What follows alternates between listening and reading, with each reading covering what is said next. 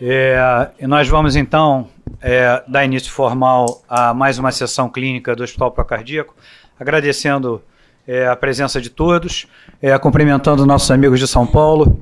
Estou vendo ali na primeira fila Furlan, Baruzzi, Leozinho ali no meio, nossos residentes. Um abraço aí para todo mundo de São Paulo. A gente vai dar início aqui então.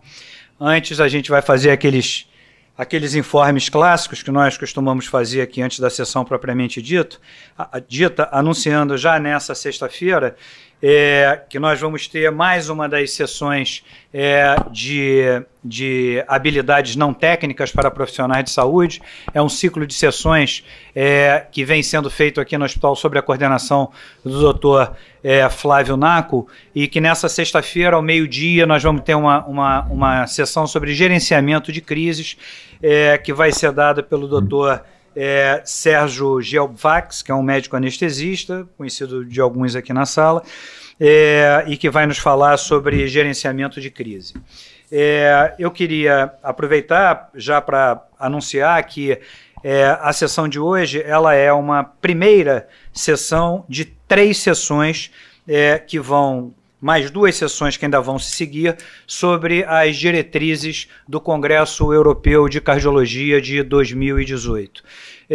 Houve, sem dúvida nenhuma, alguns informes nessas diretrizes que eu acho que merecem ser colocados em discussão. Dr. Luiz Antônio Campos, que modera essa sessão juntamente comigo, sugeriu que nós fizéssemos, então, essa sequência de sessões abordando, então, essas novidades que chegaram com as diretrizes de 2018, e para isso, naturalmente, nós convidamos alguns colegas do hospital, que nós ainda vamos ter a oportunidade de apresentá-los formalmente, e alguns colegas que eu tenho a honra de receber aqui. Já queria de antemão agradecer a presença do Dr. Mansur, Dr. Celso Musa, Dr. Flávio Reich, que são... Estou vendo aqui o Dr. Henrique Besser também na plateia. Muito obrigado aqui pela presença.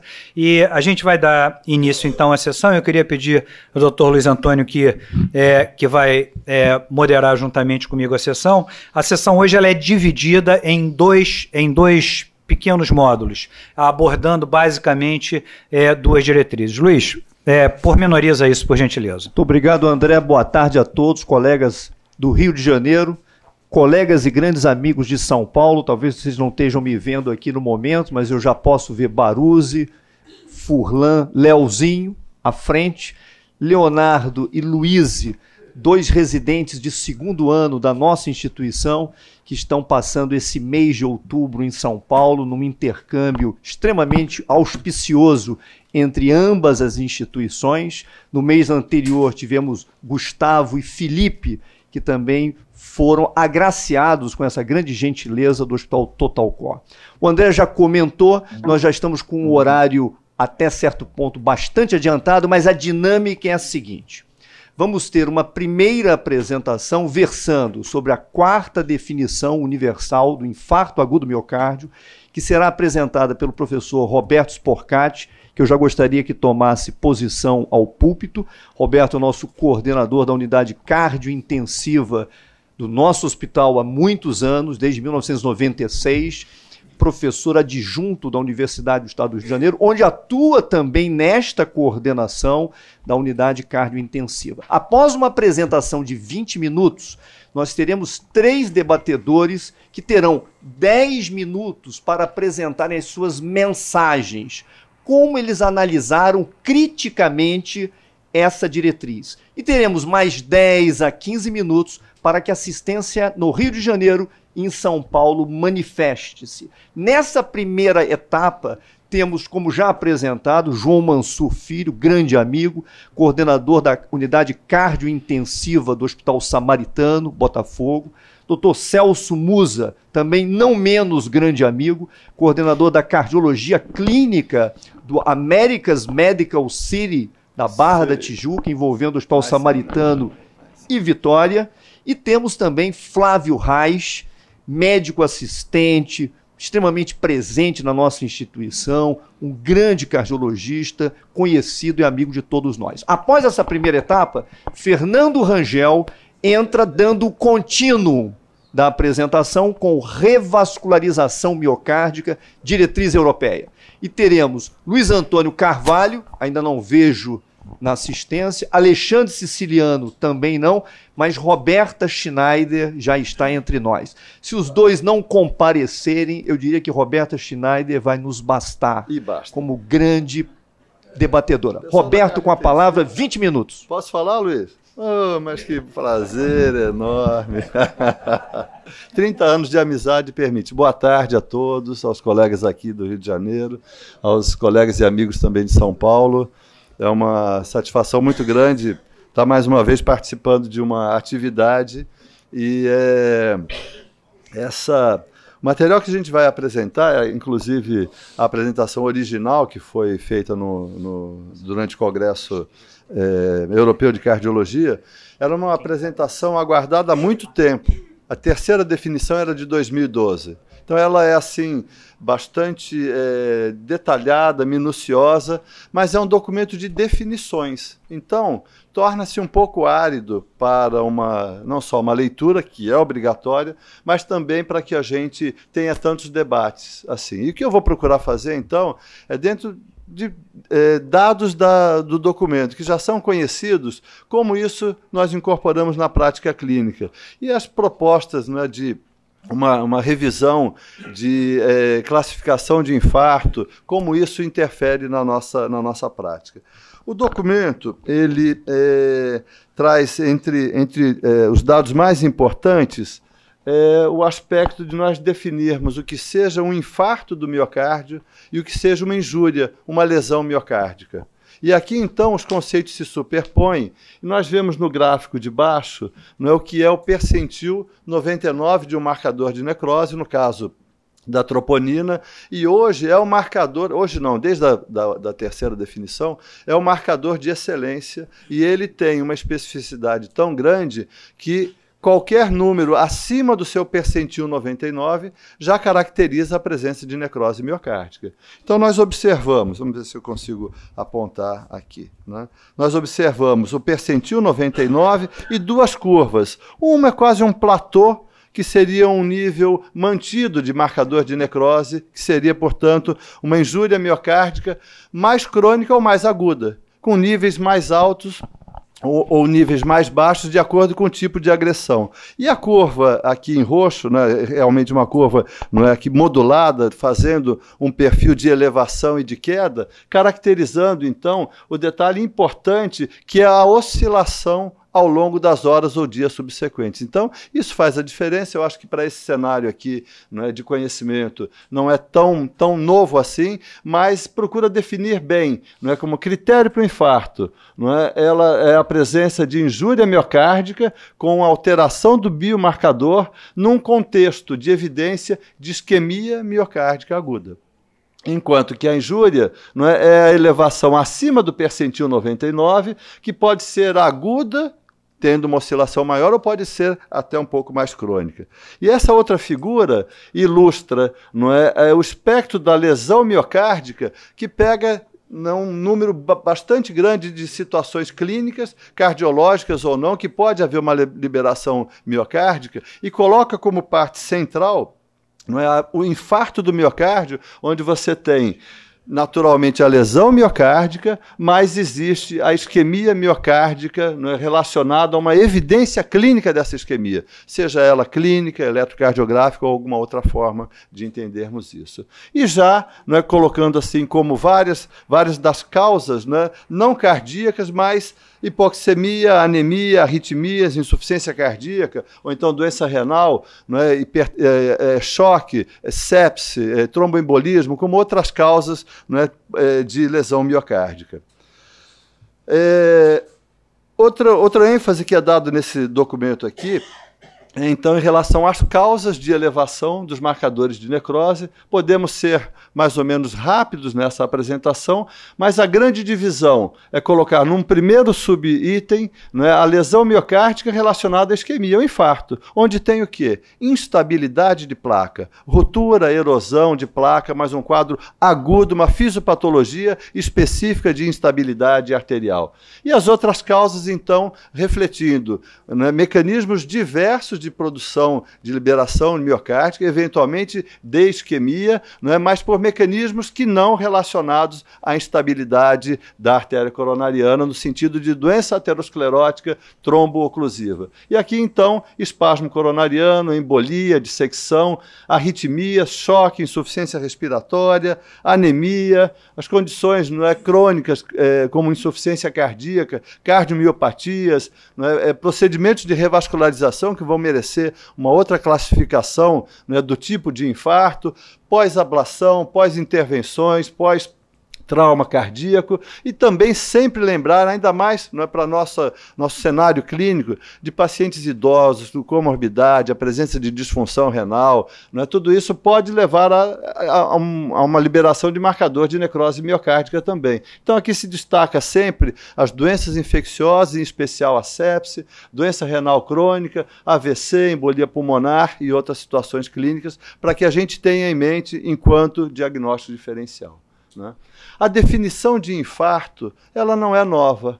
Não é? Ela se refere, então, à lesão miocárdica com evidência de isquemia miocárdica acima do percentil 99, com outras características de sintomas, alteração do eletrocardiograma, o surgimento de onda Q, imagens, não é, seja por cintigrafia, ressonância ou qualquer forma, mostrando perda de miocárdio viável, e a identificação de trombo coronariano. Mas ele já destaca que o trombo coronariano será do tipo 1 de infarto, e não dos outros tipos, que ele já coloca aqui 2 ou 3. Mas veja, esse é um critério diagnóstico para os infartos do tipo 1, 2 ou 3. E diz mais, acrescenta então outras demonstrações do paciente que fez um estudo anatomopatológico e tem lá a documentação de uma placa instável, pode não ter os outros comemorativos, né?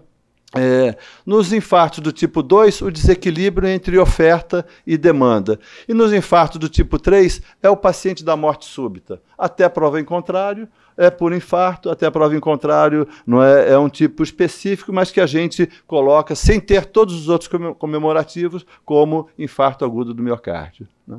E aqui, então, que o documento, como eu disse, por definições, ele se torna um pouquinho, talvez, cansativo, mas não coloca mais claramente os critérios para infarto do tipo 1, do tipo 2. Lembrar que são 5 tipos de infarto. Nós vamos passar rapidamente. Eu acho que aqui, né, já puxando um pouco, né, para o debate, quanto mudou, não é, do critério ser percentil 99 de troponina de altíssima sensibilidade ou de alta sensibilidade, e quanto muda no dia a dia se eu estou entendendo como infarto tipo 1 ou tipo 2, em especial considerando trombólise, reperfusão mecânica, reperfusão farmacológica, como isso pode ser no dia a dia. Então, à esquerda de todos, os critérios para um tipo 1 de infarto, que são, novamente, não é, a elevação dos marcadores, a presença de sintomas, identificação de trombo numa coronariografia. E o tipo 2 também tem a elevação acima do percentil 99, mas você está apostando no desequilíbrio entre oferta e demanda de oxigênio. Você não está pensando tanto em instabilidade de placa e os mesmos critérios clínicos. E a figurinha ajuda a entender um pouco melhor, né? No tipo 1, nós temos placa instável. Nós temos placa que sofreu um processo de ruptura ou de erosão, onde, dependendo de uma série de fatores clínicos, de etiopatológicos, mas em especial de fatores de risco, nós podemos ter a placa instável com oclusão coronariana ou a placa instável com graus variados de obstrução, sem que isso seja oclusão. Então esse é o tipo 1, é o que tradicionalmente nós entendemos. E o tipo 2, né? O que pode gerar o desequilíbrio de oferta e demanda? Pode existir doença aterosclerótica? Frequentemente existe, mas não é esse o mecanismo, não é do tipo 2, porque não tem estabilidade de placa. Pode ser só por vasoespasmo? Os mecanismos mais complexos, por exemplo, não é, de dissecção de placa, de trombose, não é, de tromboembolismo para doença, para uma determinada artéria coronariana, ou eventualmente só algumas situações de grande desequilíbrio de oferta ou de oferta e de consumo. A oferta, talvez a gente lembre mais situações de anemia, de outros cenários clínicos, que normalmente a gente vê mais uma apresentação sem supra do que com supra. Ele coloca esse fluxograma, então, do tipo 2, o contexto e os mecanismos, conforme a gente já comentou, né? E aqui é uma divisão, né, se o paciente tem uma troponina acima do percentil, não é, 99, se esse nível ele é elevado e mantido, se ele é elevado em oscilação para mais ou para menos, para que a gente então caracterize, não é, como infarto tipo 1 ou 2, ou então as outras formas de apresentação, né? Tipo 1, então, instabilidade de placa. Tipo 2, oscilação entre o regime de oferta e de demanda. Tipo 3, o da morte súbita, abortados, pacientes com evolução para óbito num tempo muito, muito curto, não é? Tipo 4, nós entramos então nos subgrupos de intervenção, não é? Então, ele é relacionado a um procedimento índice, ele é relacionado a uma oscilação de marcador de necrose depois de uma angioplastia.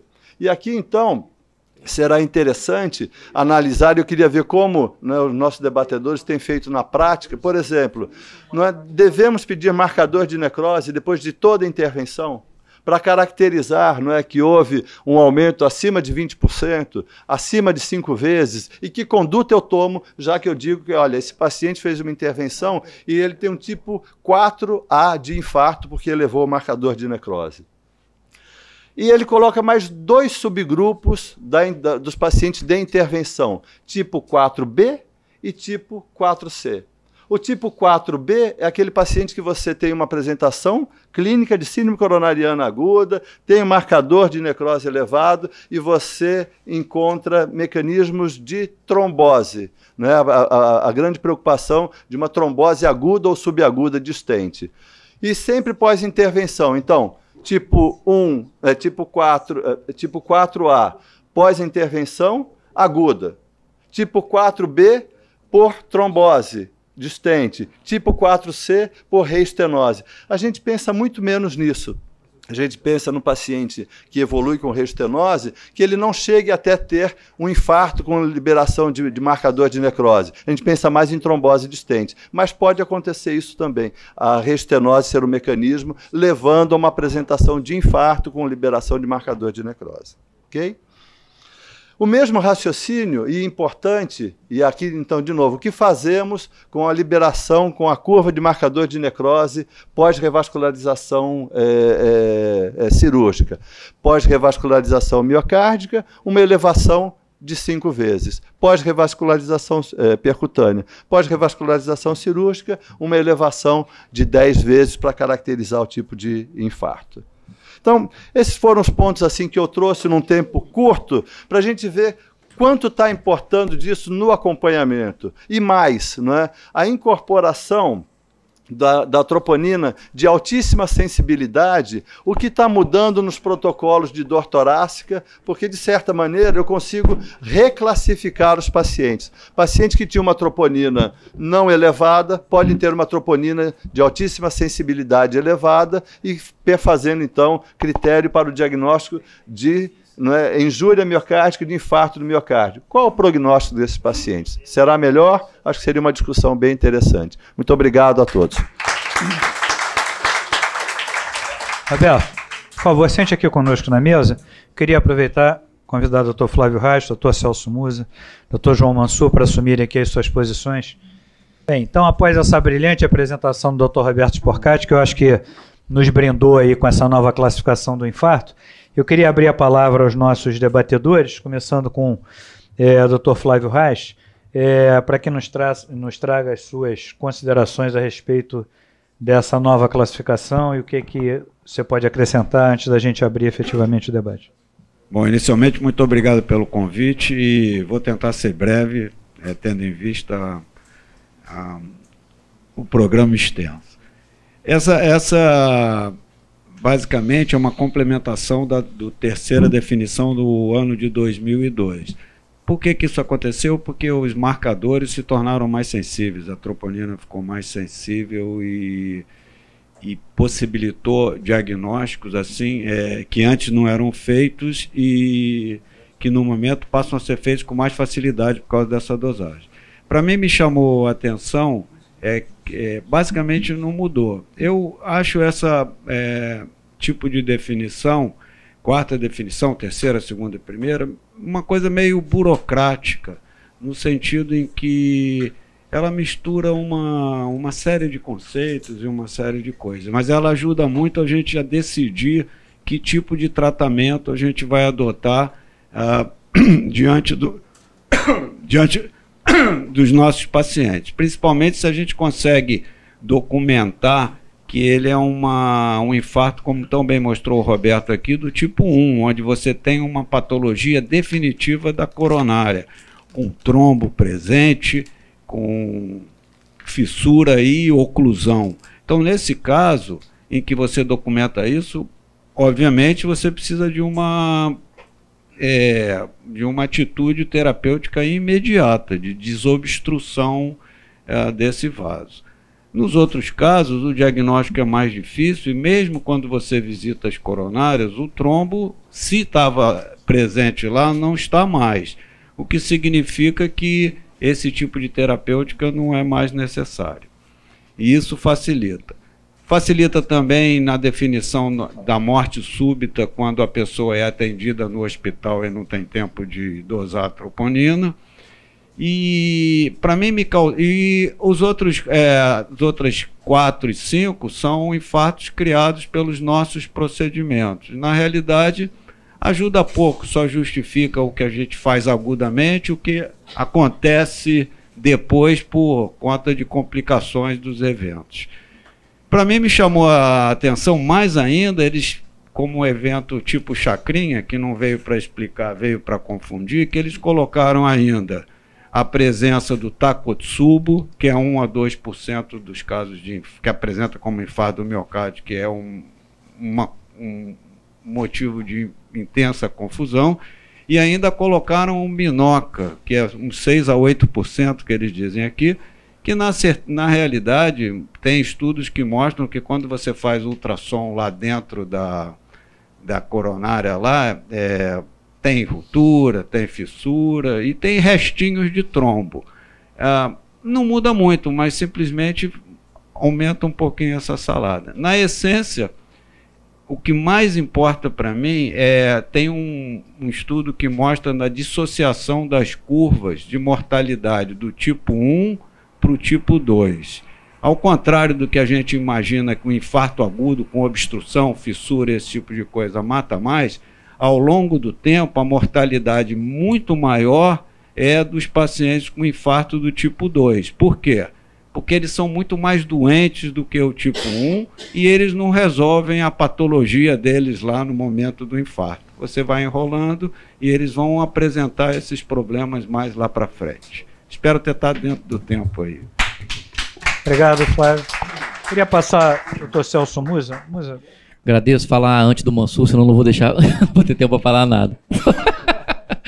Queria agradecer o convite de estar aqui nessa casa, que eu fico tão feliz de estar aqui. Mandar um abraço ao pessoal lá de São Paulo, Furlan, Teixeira, que me recebeu muito bem outro dia, enfim. Em relação a essas novas definições, eu tenho uma experiência muito marcante. Um hospital me chamou, isso aconteceu em 3 ocasiões, o paciente dá entrada na emergência, troponina tocada. E aí a gente vai ver esse paciente, você vai ver nitidamente que ele tem 3 troponinas que não fizeram curva, as troponinas deram uma lambiscada, ou no paciente fez uma frequência cardíaca um pouquinho alta, ou fez uma crise hipertensiva, tascaram um diagnóstico de infarto agudo do miocárdio. Aí eu quero fazer uma avaliação não invasiva, porque é um paciente de baixo risco, paciente nitidamente que não infartou, mas quando eu vou para avaliação não invasiva, eles não querem fazer porque o paciente está infartado. Então, essa definição impacta muito como é que a gente vai abordar os doentes, principalmente na sala de emergência. O paciente com uma dor mais do que 4 horas, está negativa a troponina, essas de alta sensibilidade, você pode liberar o doente para casa. Agora, quando o doente positivou, complica. A gente teve uma paciente lá no hospital anteontem de 93 anos, fez uma síncope. Alguém pediu a troponina positiva. Só que não fez curva, mas a gente não pode liberar uma paciente de 93 anos com a troponina positiva. Eu acho que o mais importante dessa definição nova foi principalmente nas definições de infarto pós-angioplastia, que eles estão começando a valorizar mais o aspecto clínico do doente e não necessariamente o valor da troponina. Nessa nova nomenclatura, eles valorizam que o paciente pós-angioplastia, tanto no paciente que fez angioplastia sem intercorrência, tem que avaliar se existe trombo na coronariografia, se teve alteração eletrocardiográfica, se teve alteração ecocardiográfica, não somente o valor da troponina. Então, acho que o valor da troponina serve para estratificação, mas o mais importante é que a gente tem que incorporar o aspecto clínico, eletrocardiográfico, ecocardiográfico e mesmo até angiográfico do paciente. E não só diagnosticar infarto somente com o nível de troponina. E provavelmente daqui a alguns anos a gente vai estar sentado aqui, espero que vocês me chamem, na 6ª, na 7ª e na 9ª nova determinação. Porque à medida que as troponinas vão ficando mais sensíveis, a gente vai começar a diagnosticar infarto com espirro. Espirrou, vai infartar. Outro dia no hospital a gente pegou uma paciente jovem que fechou o tronco por tosse. Mansur vai dizer que já ouviu falar nisso. Não, vai dizer que não vai me ferrar. Tossiu e fechou a DA. Uma mulher jovem de 42 anos, tem nada para arterite, não tem nada para nada. Ela fechou, dissecou a DA, fez um hematoma na DA, começou a subir para o tronco por causa de uma tosse. Então, as coisas cada vez ficam mais sensíveis e a gente não acompanha a nossa avaliação clínica não está acompanhando os métodos diagnósticos. Então, com frequência, a gente dá o diagnóstico e não sabe o que faz com o nosso doente. Obrigado pela atenção. Obrigado, Musa. Queria pedir ao Mansur agora que passasse aqui as suas impressões sobre esse, e aqui abordasse também um pouquinho, assim, esse ponto que tanto Flávio como Musa falaram. Flávio falou a respeito do impacto clínico que efetualmente essa nova recomendação ela pode trazer. Quando a gente fala em mudar ou reavaliar critérios diagnósticos, em tese seria porque teríamos intervenções diferenciadas a cada um desses estratos diagnósticos para que pudesse trazer algum tipo de benefício. Na essência, é isso que a gente busca. A pergunta é, essa nova estratificação, ela acrescenta alguma coisa à nossa abordagem terapêutica que justifique esse, aspas, aprimoramento da reclassificação? Queria agradecer aqui, viu, André, ao Luiz Antônio, a todos presentes. É uma satisfação muito grande estar aqui, esse público de São Paulo também. Eu estou vendo que o fulano não está ali agora, mas o Baruzzi está, todo mundo foi a São Paulo, menos eu. Quer dizer, eu não fui convidado lá por eles, então depois eu vou falar com o fulano, eu sei que ele não está ali. Então, assim, essa classificação de quarta classificação de infarto, ela me lembrou uma coisa. Eu falei sobre TAV, cirurgia, o TAV na estenose aórtica no Congresso Brasileiro, e eu fui ler sobre o Heart Team, e um dado que influencia muito o Heart Team é quem é o coordenador. Se o coordenador é cirurgião, é um caminho; se o coordenador é um hemodinamicista, é um caminho. Então, eu fiquei pensando, quando você lê essa classificação, um dos autores tem um livro sobre biomarcadores, eu até tenho um livro. A outra pessoa adora a troponina. Então, quando você faz um negócio, eu fiquei pensando, se chamarem eu e Dr. Ricardo Vivaco para escrever um livro sobre os times do Brasil, tem 100 páginas, eu vou escrever, eu e ele, nós vamos escrever, e André também, nós vamos escrever 99 páginas sobre o Botafogo e uma página sobre os outros times do Brasil. Então, Roberto também. Então, essa definição tem um viés grande, você começar com troponina. Então, a quarta definição do infarto agudo não deveria chamar quarta definição do infarto agudo, deveria chamar quarta definição das troponinas, porque chama atenção a troponina. Eu acho que ela tem até o patrocínio do Luiz Bruzzi aí, porque é tudo troponina, e troponina é que guia o caminho.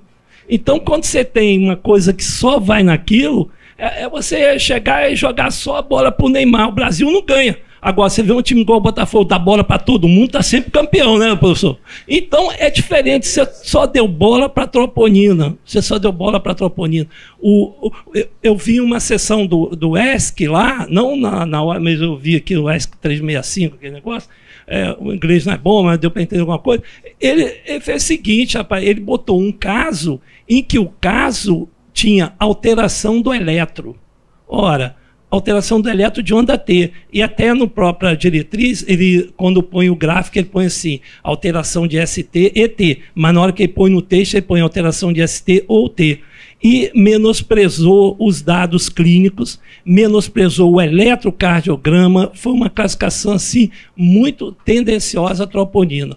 A troponina, alta sensibilidade, ela é muito boa e é um perigo.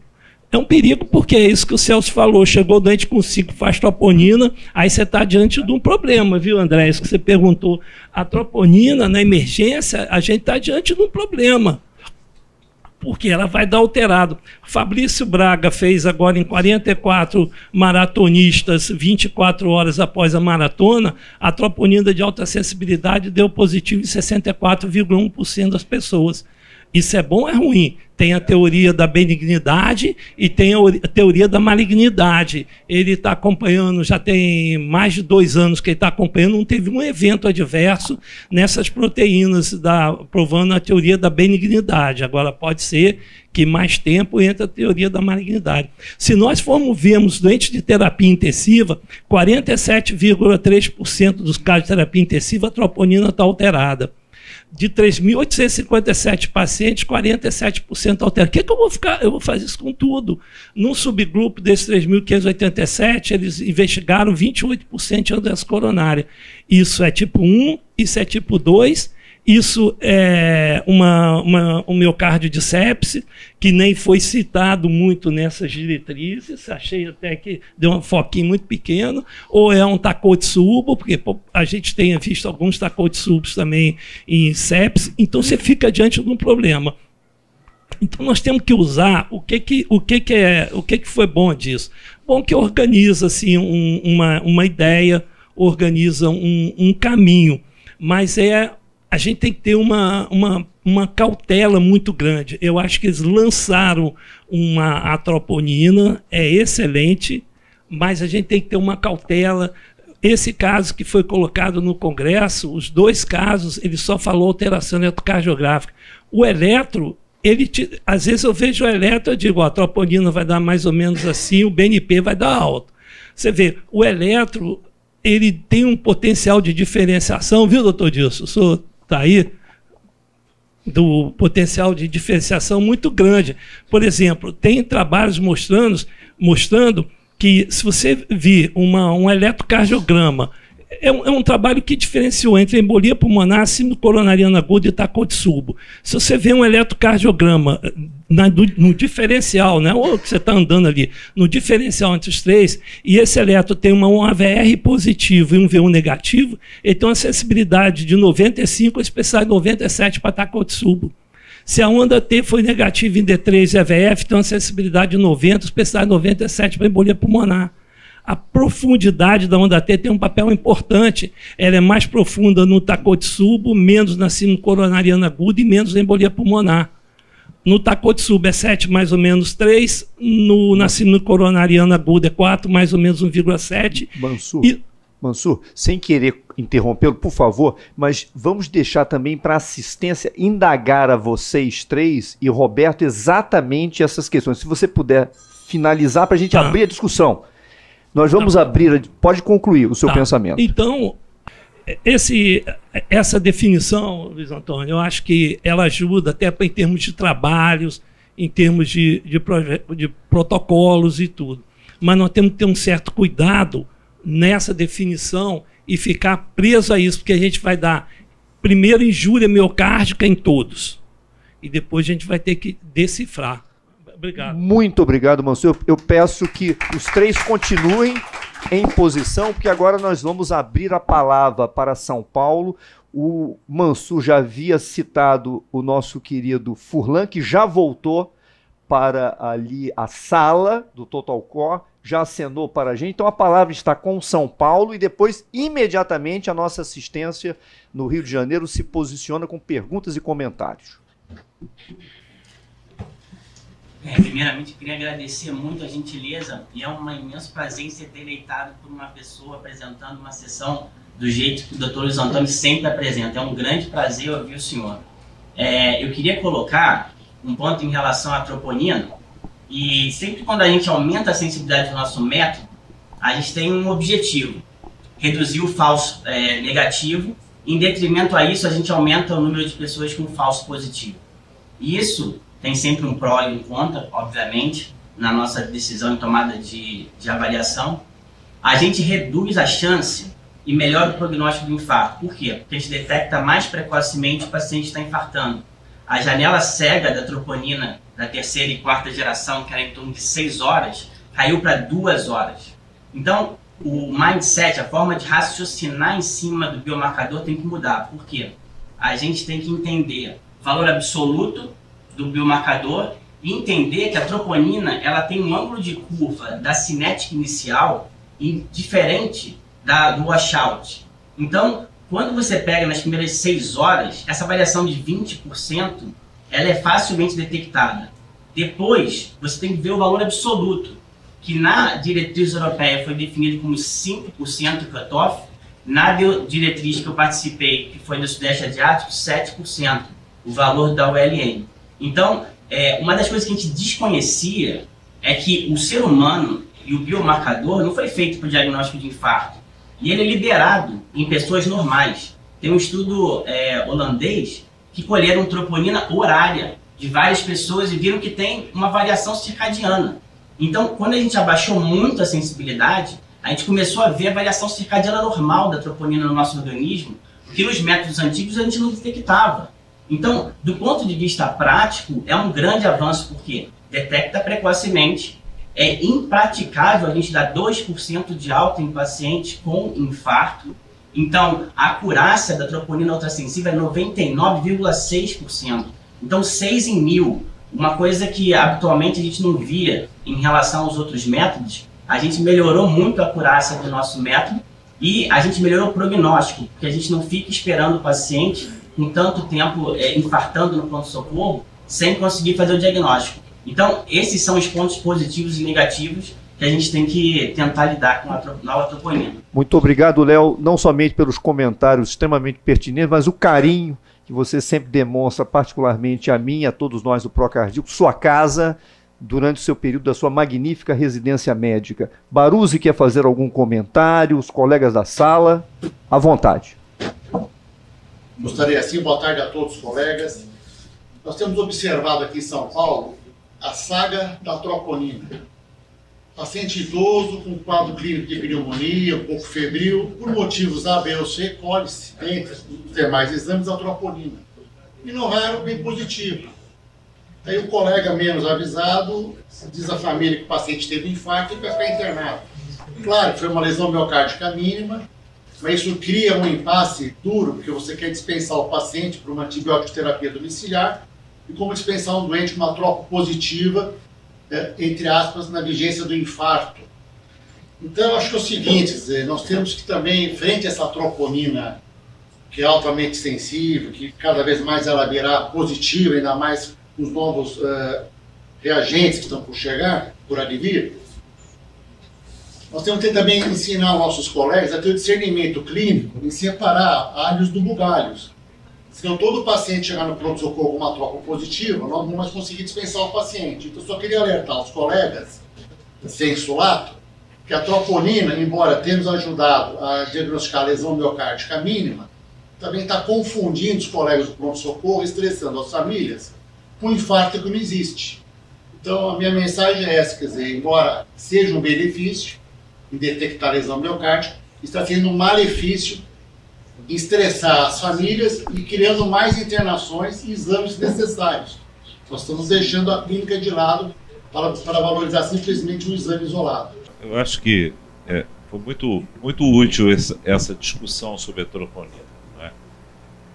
Eu confesso a vocês que os biomarcadores sempre foram um grande desafio para a gente como cardiologista. A gente veio de uma época que era uma roça, que fazia dosagem de transaminase para fazer o diagnóstico de infarto. Depois a CPK, a CKMB, A troponina é uma revolução desse século, né? A gente passou a ver 30% dos infartados, troponina positiva com CPK normal. E hoje, o que significa as troponinas? Não é?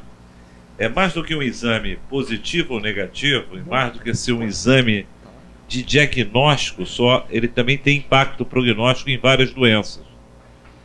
E ela está ajudando a gente a entender o que é essa injúria miocárdica mínima. Em algumas condições, a gente hoje está conseguindo, Baruzzi, olhar os pacientes que tiveram uma pneumonia e 1 ano e meio depois, essas pessoas continuam morrendo de AVC e infarto. Ou seja, o indivíduo tem uma pneumonia e mantém uma agressão ao coração, ao endotélio vascular, e quem tem troponina positiva numa pneumonia, ele tem um risco maior precocemente e tardiamente. Então, a gente está começando a olhar esse biomarcador de uma maneira assim muito diferente do que a gente achava que era falso positivo, de um lado, ou que realmente ele estava atrapalhando na tomada de decisão clínica.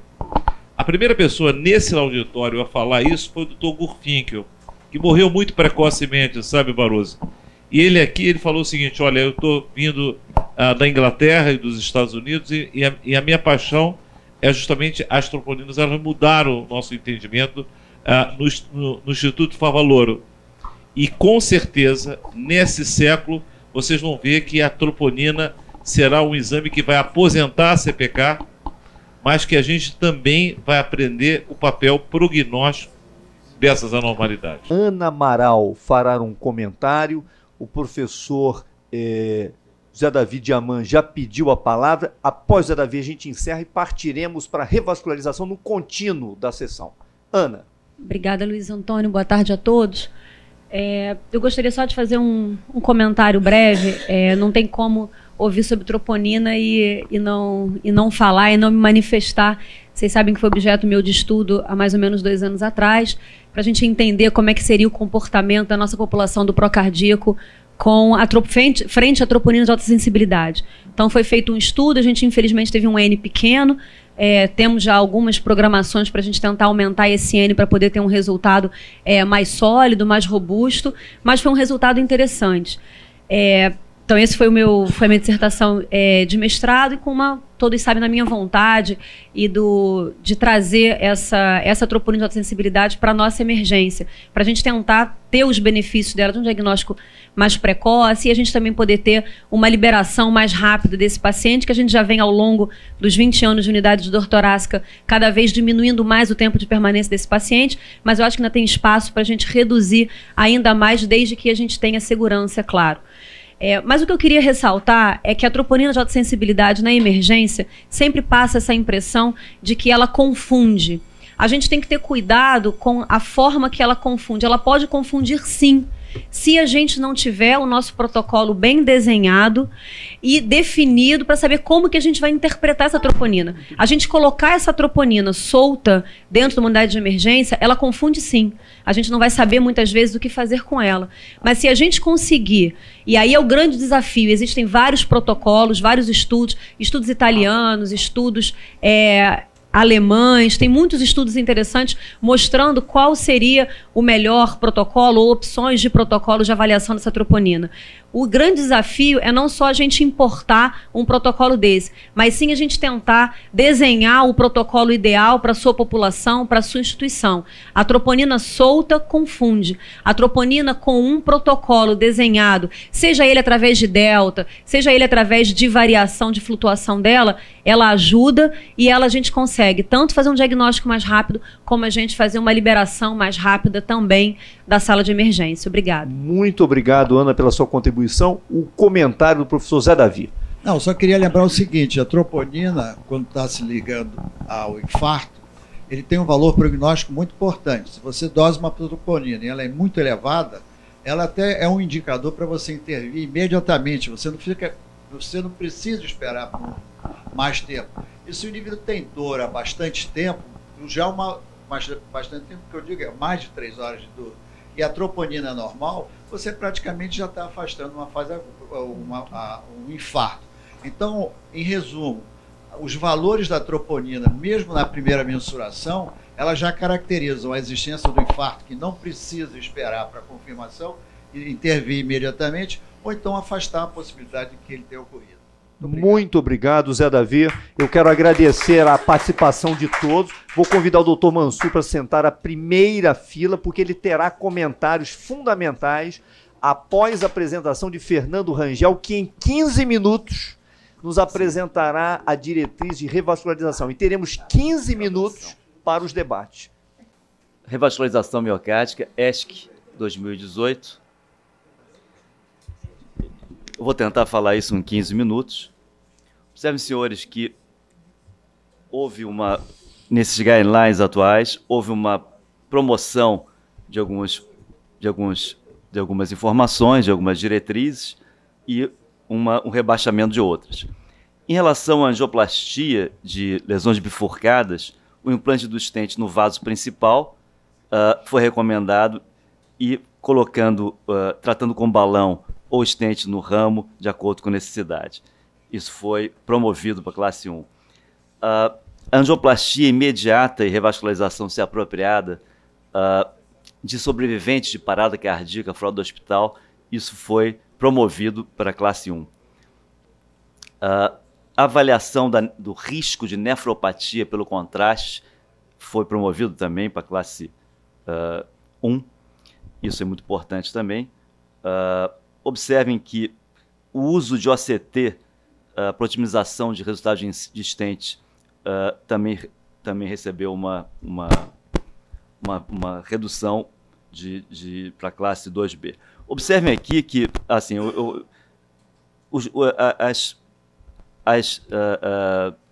a proteção distal com filtro e intervenções de safena também recebeu destaque em relação a isso. A bivilarudina foi rebaixada, não se usa, caiu para a classe 2B. A angioplastia de múltiplos vasos com score syntax baixo no diabético recebeu uma recomendação contrária. E a avaliação de testes plaquetários para decidir quando realizar a cirurgia também recebeu uma recomendação para baixo. O Euroscore também foi desvalorizado, em detrimento em benefício do STS. Vou falar rapidamente disso.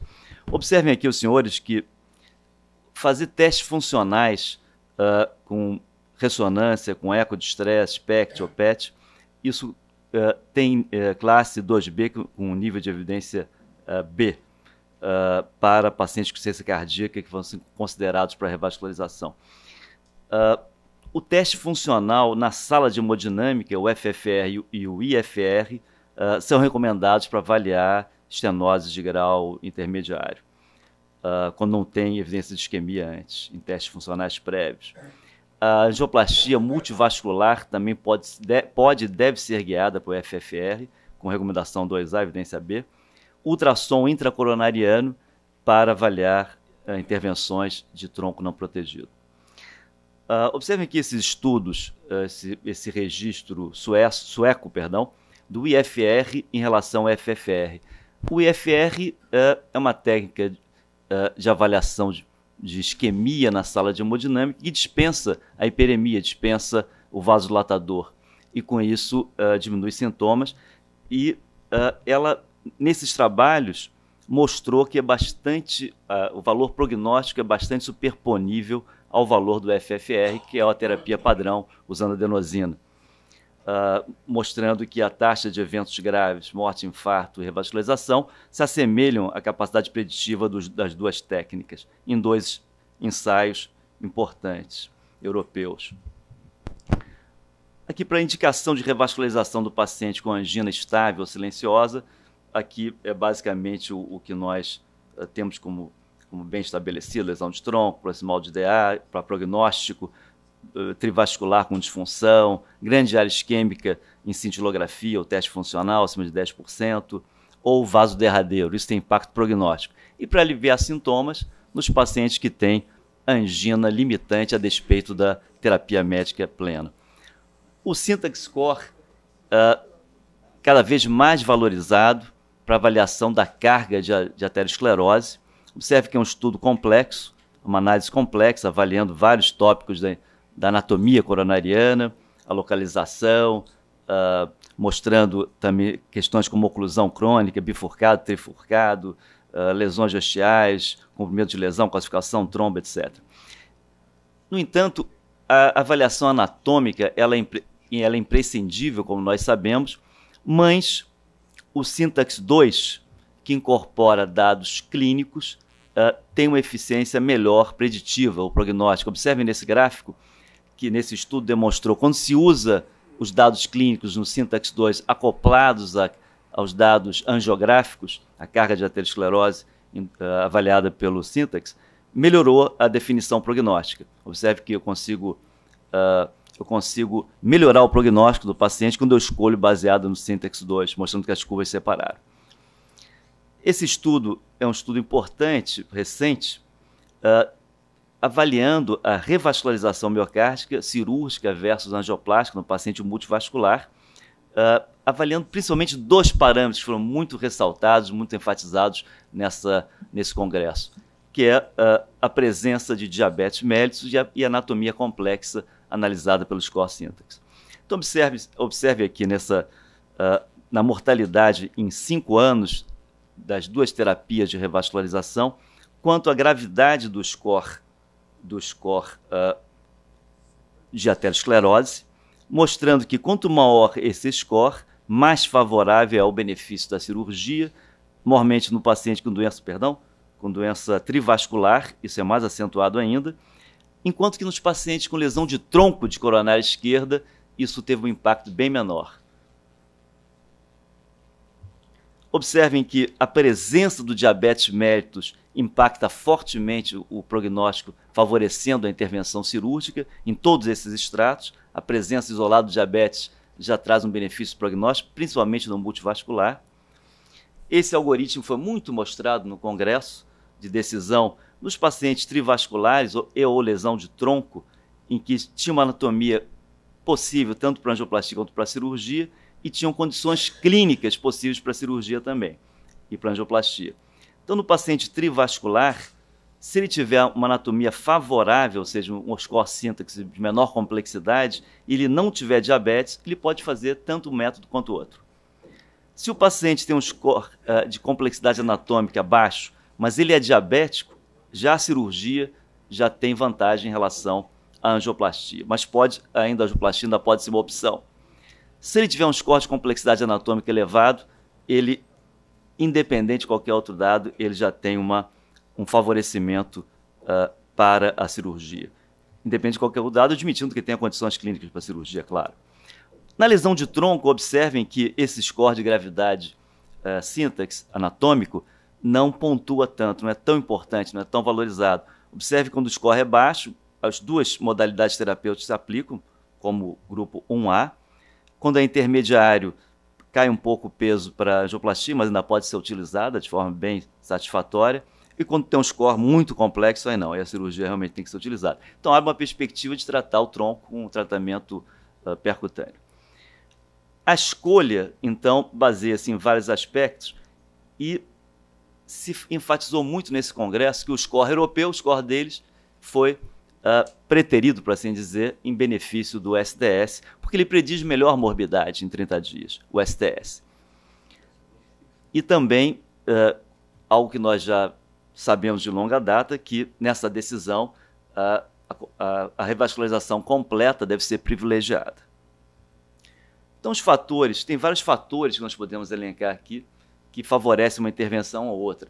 Observem, senhores, que a presença que favorece a angioplastia, claro, vem de alto risco cirúrgico. O paciente que tem comorbidades importantes, que tem um STS elevado, um paciente que tenha parâmetros clínicos idoso, ou que tenha parâmetros clínicos outros que não constam dos scores clássicos, como, por exemplo, fragilidade clínica, tendência a quedas e assim por diante. Fernando, 5 minutos? 5 minutos? Então vou acelerar aqui. Os fatores anatômicos, claro, uma aorta em porcelana, uma aorta doente, favorece a angioplastia e favorece a angioplastia e favorecendo a cirurgia, a presença de diabetes, o trivascular e as questões de alta carga aterosclerótica com score Syntax elevado. Não vou me alongar muito nisso. Os pacientes com síndrome sem supra têm um intervalo adequado para essa intervenção, do altíssimo risco com instabilidade 2 horas, o risco alto, que é aquele que é troponina positiva, ou aquele com alteração de eletrograde 140 para cima, deve fazer até 24, e o intermediário tem até 72 horas para fazer a intervenção. O que é novidade é que no choque cardiogênico não deve-se fazer angioplastia de múltiplos vasos como rotina, e sendo vaso-alvo, escalonando a angioplastia de acordo com a necessidade. Isso foi o Cooper Shock Trial que mostrou esses resultados, aumentando o desfecho de morte e diálise. No paciente com disfunção cardíaca sistólica, insuficiência cardíaca crônica e revascularização, eu pensei um tópico que, naturalmente, a neuroedemectomia deve ser usada nos parâmetros clássicos, aneurismas grandes, grandes trombos, arritmias ventriculares, enfim, insuficiência cardíaca. A avaliação da função renal, claro, é importantíssima. Se o paciente tomando metformina, é que eles são até mais conservadores, tem que fazer uma avaliação prévia, mas a nossa rotina é já há alguns anos tirar, quando possível, 24 ou 48 horas antes. No caso agudo, obviamente que não. É interessante com a nefropatia, a hidratação óbvia, que é clara, tem que hidratar com 12 horas antes, 1 ml/hora, e 24 horas depois, solução salina, isotônica. É interessante esse estudo com estatina em doses altas no paciente que não tomava estatina antes, que teve benefício também em prevenção de nefrotoxicidade. A hemodiálise profilática não deve ser feita, pode ser feita em alguns casos muito selecionados, hemofiltração 6 horas antes. Em relação à recomendação de repetir revascularização, claro, quando não se usou uma mamária previamente, em relação à intervenção percutânea, a proteção distal com filtro deve ser usado quando se usa safena, e angioplastia na intervenção percutânea com safena. E angioplastia deve-se dar preferência, claro, a vaso nativo, não mexer em enxerto, que é sempre complicado. E o estente farmacológico está indicado para restenose e para todas as outras intervenções. Aqui uma figura demonstrando os aspectos que foram falados para a cirurgia, minimizar a manipulação da aorta. No paciente deve ser feito sem bomba, sem extracorpórea, sem SEC, se a aorta estiver muito doente, calcificada, ou na aorta o paciente de alto risco. O uso da mamária, claro, é uma coisa preferencial, cirurgia cardíaca perde sentido sem a mamária para DA. O uso de dupla mamária no paciente de baixo risco de doença do externo, de infecção do externo. Cuidado na dissecção da mamária, esclerinização em casos selecionados. O uso de radial melhor que safena, foi demonstrado no último ensaio. E a colheita adequada, esse harvesting, a tradução melhor seria a colheita melhor do enxerto de safena e a técnica no touch. Eu vou terminar em 3 minutos. 3 minutos dá um fecho aqui. Em relação às angioplastia, em relação a recomendações e os stents, observem que a disfunção de stent pode ocorrer por vários mecanismos. Não vou entrar nesse detalhe que agora não vai ter tempo. Mas a mensagem é que se eu fizer uma angioplastia guiada por ultrassom, por exemplo, eu diminuo, observem ali no gráfico, desfechos graves cardiovasculares. Porque eu evito má posição, alterações anatômicas, etc. E se guiar para o ECT, eu melhoro o FFR nesse estudo após o implante do stent. Os stents sofreram uma grande evolução nos últimos anos. Observe esse gráfico demonstrando que trombose definitiva de stent diminuiu do bare metal para os stents iniciais de primeira geração farmacológica e os novos stents, diminuindo muito a trombose tardia, a ponto que o farmacológico é indicado para todos os casos atualmente pelos europeus. E diminuiu também a revascularização do vaso. Isso aqui é bem interessante em relação ao stent com matriz bioabsorvível, que foi basicamente sepultado para o uso clínico atual. Por quê? Por causa desses trabalhos. Porque aumentou a disfunção da lesão e aumentou a trombose nos pacientes com matriz bioabsorvível. Então, esses stents com matriz, com plataforma bioabsorvível, devem ser usados apenas, por enquanto, em ensaios clínicos, e não na prática clínica. O acesso radial diminui a hemorragia e morte em relação ao femoral, isso é importante. Então, os farmacológicos estão indicados pelos europeus em qualquer indicação. O sujeito vai fazer uma operação não cardíaca agendada para 3 meses depois do stent. Deve botar o farmacológico também. O acesso radial. Aqui é uma questão importante, que é o treinamento do operador para fazer angioplastia. Esse é o penúltimo slide, tem um só de conclusão. 1 minuto, estou terminando. A interseção dos aspectos do procedimento que nós passamos, da repetição da angioplastia, da lesão renal e do volume e experiência do operador, que tem impacto fundamental. Tem, em resumo, a revascularização indicada para alívio de sintomas isquêmicos e melhorar o prognóstico.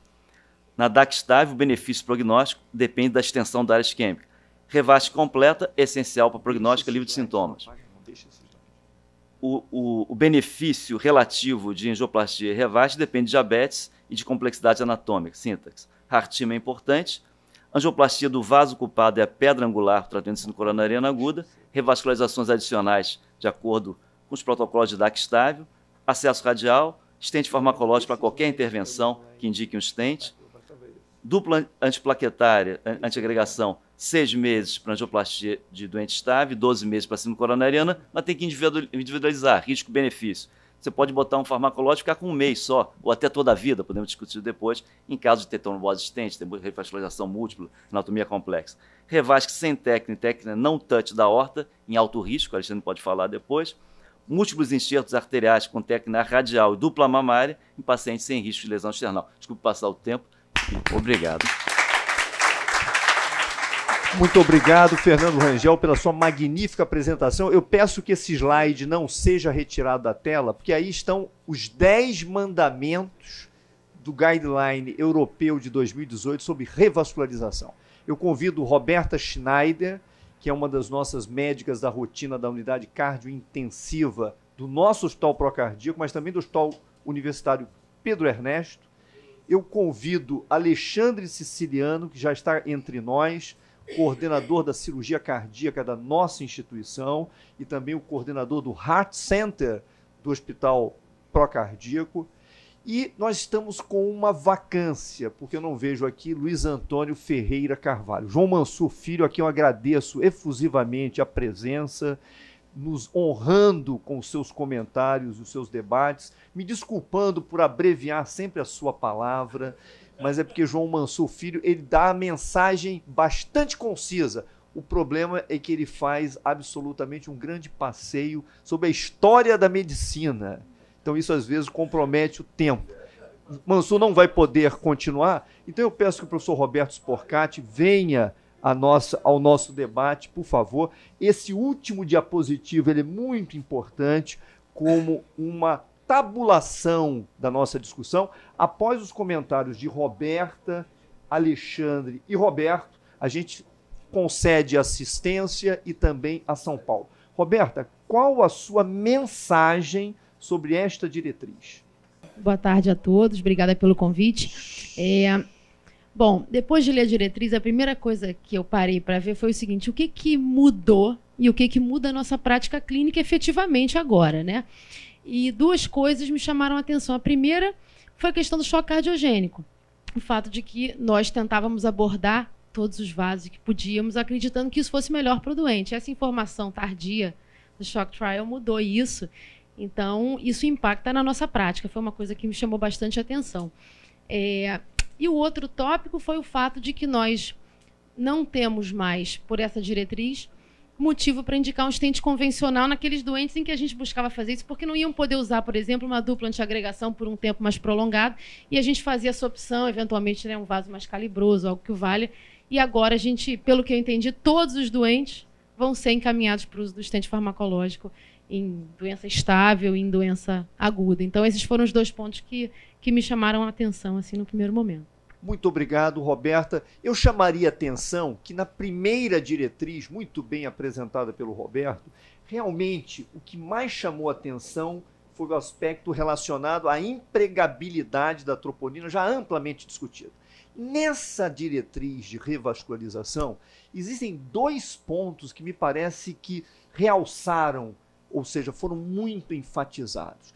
O primeiro, a utilização do Syntax Score 1, 2 e o Syntax Score clínico para estratificação do risco dos pacientes, dividindo sobre a intervenção percutânea e a intervenção cirúrgica.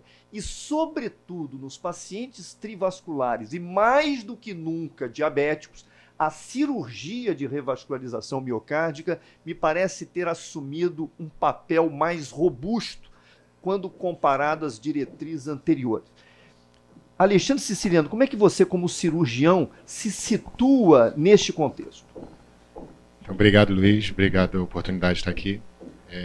Eu acho que fica bem claro a diretriz, o papel da segurança e da qualidade do cuidado cirúrgico nesses pacientes, né?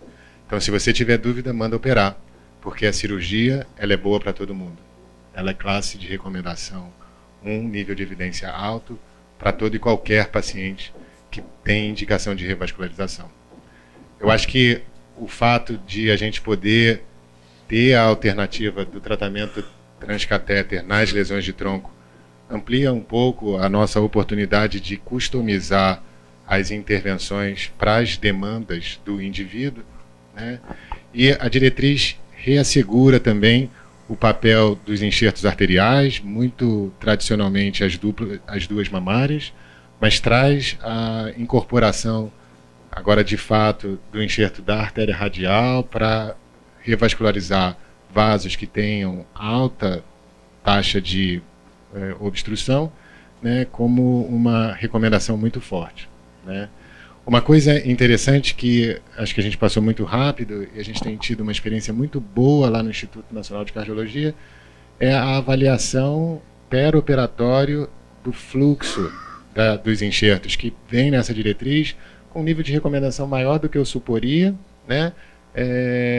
E talvez seja uma das formas que os intervencionistas cirurgiões tenham para otimizar mais ainda os desfechos relacionados à cirurgia. Então, eu acho que ela vem corroborar com o fato de que a cirurgia é de fato segura, a utilização dos enxertos arteriais é de fato a tendência, e a incorporação de novas tecnologias para avaliação minimamente invasiva, no sentido de não utilização de contraste ou de uma infraestrutura mais robusta, com a utilização do Doppler fluxometria em tempo real, é uma novidade. Muito obrigado, Alexandre. Roberto, você é um expert em doença coronária e particularmente quando a terapia antitrombótica, seja anticoagulante, seja antiplaquetária, se impõe. Você recentemente organizou uma magnífica sessão sobre o tema. Como é que você se situa nesta diretriz de revascularização sobre a terapia antiplaquetária, no contexto percutâneo e no contexto cirúrgico? Qual a sua visão, a sua análise clínica e a sua prática? Obrigado por oportunidade de estar mais uma vez aqui. Luiz, obrigado também pela referência, não é tudo isso, mas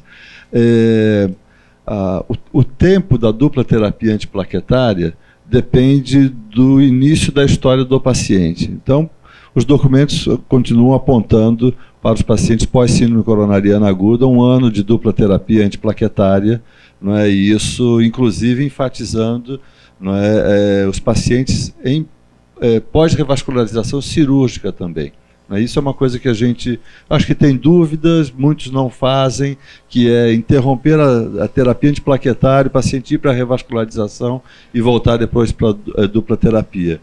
O que tem ficado assim, mais confortável é em relação ao tempo de terapia dupla para o paciente da doença coronariana estável, em que o tipo de prótese que tenha sido utilizada permite, num stent simples, a utilização por 1 mês, e no stent farmacológico por 6 meses, como um período ideal. Mas ainda assim, se nós tivermos um risco hemorrágico mais elevado, a gente pode repensar em encurtar esse tempo de terapia de 1 ano para 6 meses e da síndrome coronariana aguda, e de 6 meses para 3 meses se o risco hemorrágico for mais elevado.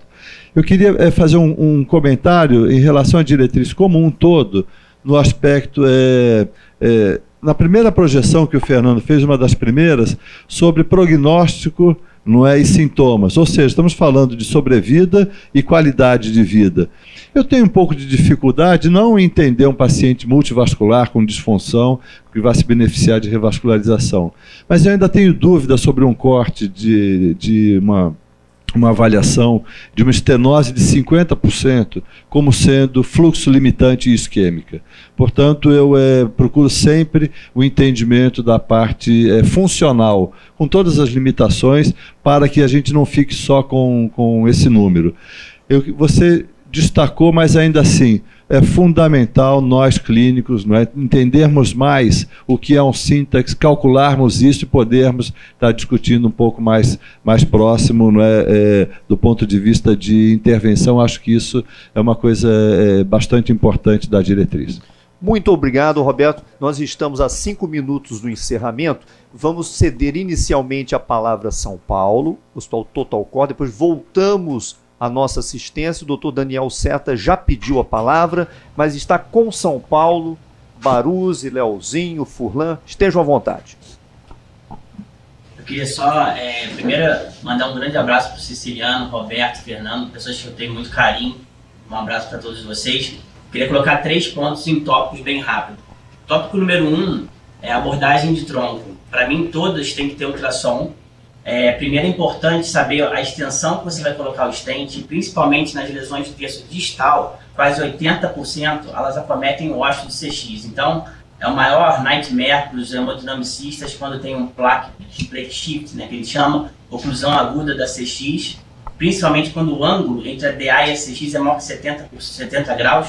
Então, é praticamente, para mim, imperioso fazer ultrassom e lesão de tronco.